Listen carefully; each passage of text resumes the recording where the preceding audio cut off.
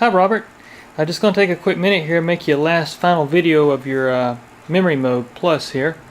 As you can see, I got it all back together, cleaned it up real good, got everything detailed for you. Got everything working like it's supposed to. As you can see, all the nice clean interface. And anyways, just going to give you a quick little demo here, just give you a walk around here. And I've posted pictures on Facebook of it, but I figured I'd just give you a good walk around here in the video. I got it all cleaned up for you. It's working correctly, and show you what it sounds like here. Let me hang up my camera. So I do this. Got this tripod here. I don't use it very often. There we go. So anyways, as you can hear, this is preset 1. Just for anybody else that's interested too, I'm just going to go through some of the presets of the Memorymoog, just so you can kind of hear what it sounds like.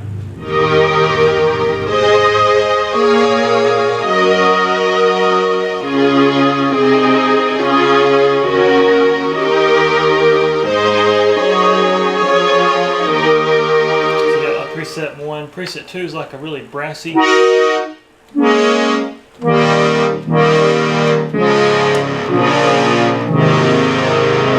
that's the concrete shaker right there. It'll rattle the walls.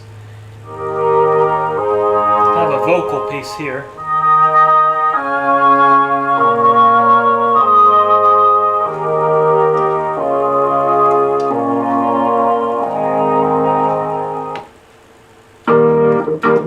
Kind of like an organ sound here.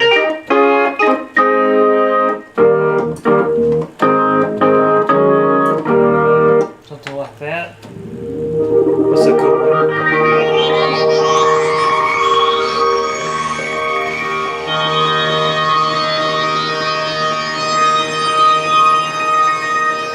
And actually what that's doing there is using oscillator 3 as an LFO source. Is actually what you're hearing. It's still tracking the keyboard.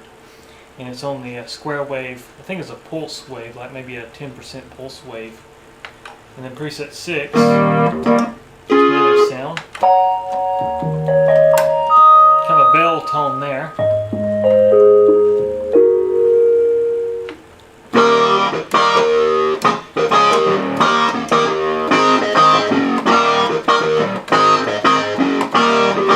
That's basically the oscillator sync there.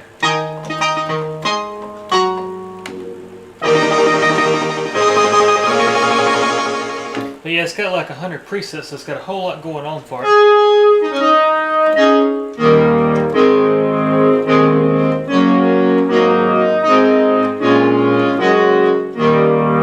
Something like that. That's the trumpet sound.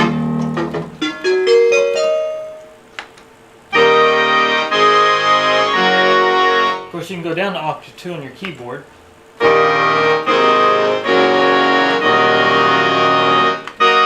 We got polyglide.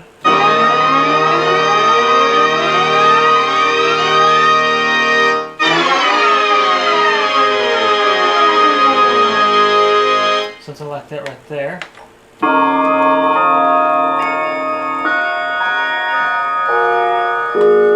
Another type of bell. Some of these presets are simple. Actually, these are patches from another Memorymoog, because this one didn't have any memory in it.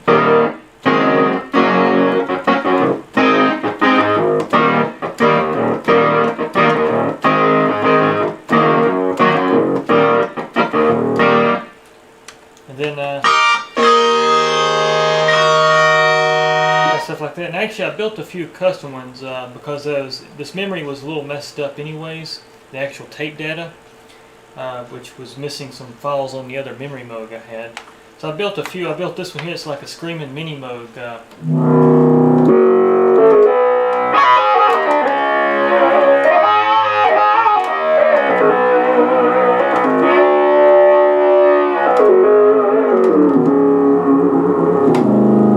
Very powerful. Of course, we can go to polyphonic mode.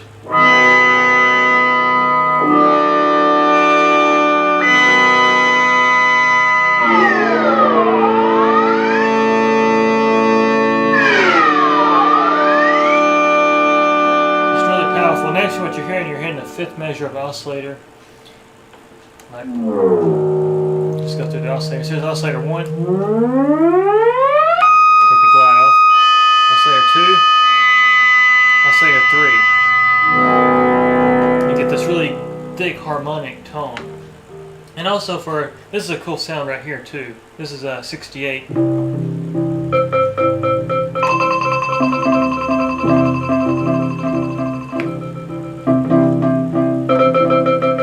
like that right there. But also, you know, I always explain to people that this thing's also got some things similar to a Prophet 5 in it. And actually, I built the sending bells sound like on the Prophet 5.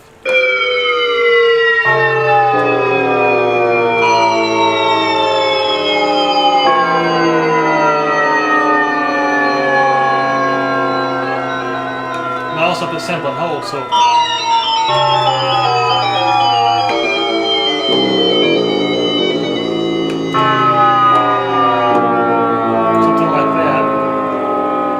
It's also got one that kind of goes up the other way.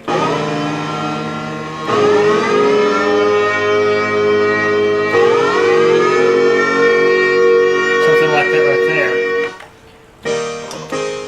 Kind of harpsichord sound there.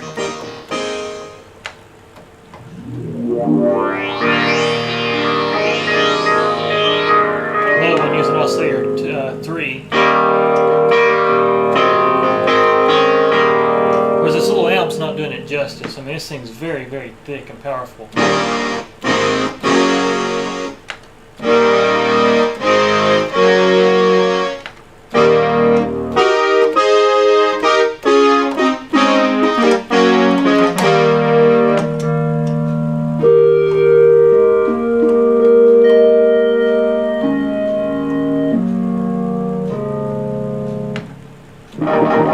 That's actually a built-in arpeggiator.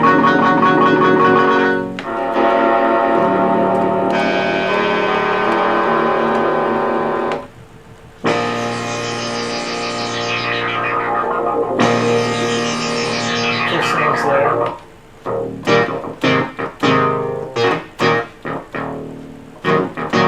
Cool sound there.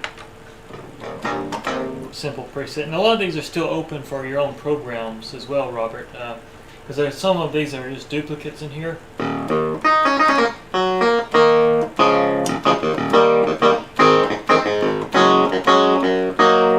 only thing I didn't have is I don't have the tape memory for the sequencer, but it actually still functions. I tested out everything here. I just don't have a sequence built. But all that is working. Everything's 100% working. Just wanted to do a quick overview for you just so you kind of see the finished product. And for you guys out there that are interested in presets, it's a very, very thick sound, the Memorymoog is. And if you haven't seen the other videos, basically what it uses the same kind of setup as most 80 synths with the Curtis chips and the Curtis amplifiers and the Curtis envelope generators. But the difference is that Moog stuck with a ladder filter. So you got this really rich tone. For instance, if we go here,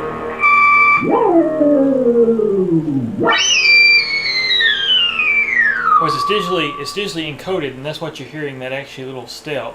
That's just something that these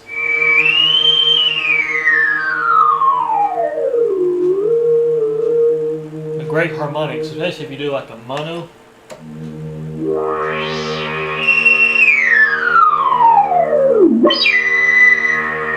Super thick.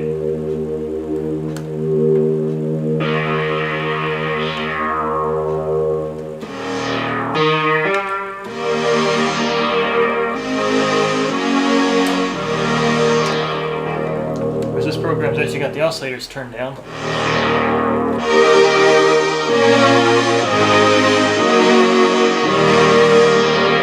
you get something like that right there. But also I'll show you too that the auto-tune still works. I did a full calibration on this one.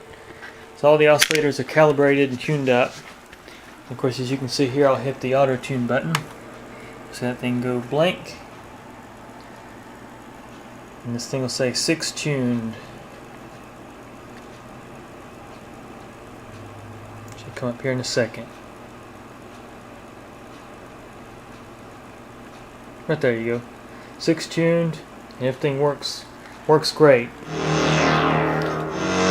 And I will tell you too that I know these LEDs strobe a little bit when you hit a key, and that's actually normal, because basically what it was is back in the 80s, the processing was really ate up on these things. 2 megahertz, and it was running a whole bunch of stuff.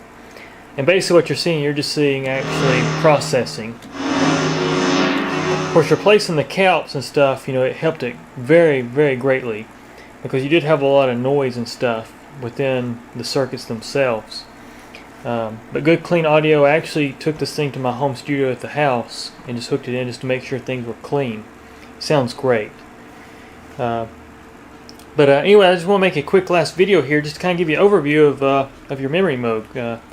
Once again, I really appreciate you letting me work on it for you, and I hope it really holds up well for you. I did a lot of work to it, and I replaced all the switching ICs that are commonly failed on the voices and on the common analog board, and all the good stuff like that just normally fails.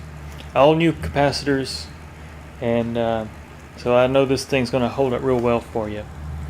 But anyways, I just want to take a quick minute and just make you a video. But take care.